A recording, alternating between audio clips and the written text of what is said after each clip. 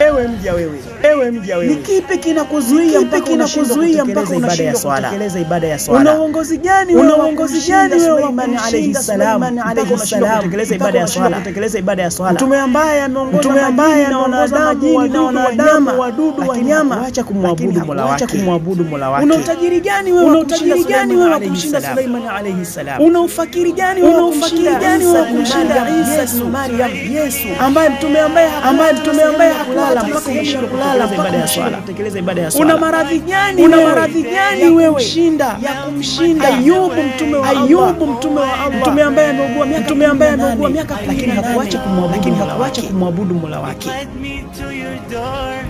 Una kazi gani ngumu kumshinda Daudi alayhi salam mpaka unashindwa kutekeleza ibada ya swala? Una uzuri gani wa kumshinda Yusuf alayhi salam mpaka unashindwa kutekeleza ibada ya swala? Mtume ambaye alikuwa ni mzuri lakini hakuacha kuweka katika uso wa ardhi, katika mgongo wa ardhi, au ndio uzuri wako unashindwa kutekeleza ibada ya swala mpaka unashindwa kumwabudu Mola wako, kwa sababu hizo kopo ulizobandika kwenye uso wako kumwabudu Mola wako. Kipi hasa wewe mwanadamu kilichokufanya mpaka kutekeleza ibada ya swala, ibada ambayo ndio wewe mwanadamu?